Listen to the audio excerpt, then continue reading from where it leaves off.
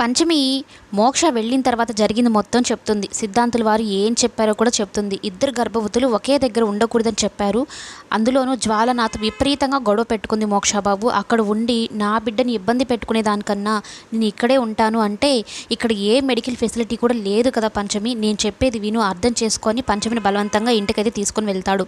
అయితే జ్వాల కూడా pregnancy confirm చేసుకొని శుభవార్త అయితే ఇంట్లో అందరికీ చెప్తుంది. స్వీట్స్ కూడా పంచుతుంది. ఇక పంచమి అయితే వస్తే నేను ఊరుకోను అన్నట్టు కూడా చెప్తుంది.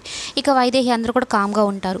ఇక సరాసరి మోక్ష పంచమిని తీసుకుని ఇంట్లోకి రాగానే వారి నుండి పంచమి ఇంట్లో ఉండడానికి వీల్లేదు, ఇద్దరు గర్భవతులు ఒక దగ్గర ఉండకూడదని చెప్పారు కదా, మరలా ఎలా తీసుకొస్తావు మోక్ష వెళ్ళిపోయిన అమ్మాయిని అంటే నా భార్య ఇక్కడే ఉంటుంది, అంతగా మీరు మీ బిడ్డ గురించి ఆలోచించుకునే వాళ్ళు అయితే మీరే వెళ్ళిపోండి, కావాలంటే హాస్పిటల్లోనే ఉండండి డెలివరీ అయ్యేంత వరకు అంటే లేక పుడుతున్న బిడ్డ మా బిడ్డ విషయంలో ఏదైనా కానీ జరిగితే నువ్వే రెస్పాన్సిబుల్ అవుతావు అన్నట్టు వరుణ్ మోక్ష మీదకి వెళ్తాడు.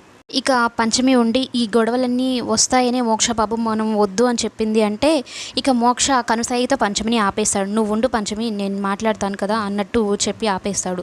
మీరు ఏమైనా చేసుకోండి, నా పంచమి ఇక్కడే ఉంటుంది, నా బిడ్డ ఇక్కడే ఉంటుంది, మీరు కావాలనుకుంటే వెళ్ళిపోండి అన్నట్టు తెగేసి చెప్పేసి లోపలికి పంచమిని తీసుకుని అయితే వెళ్ళిపోతారు. ఇంకా అక్కడ ఉన్న వాళ్ళందరూ ఒక్కసారిగా షాక్ అయిపోతారు.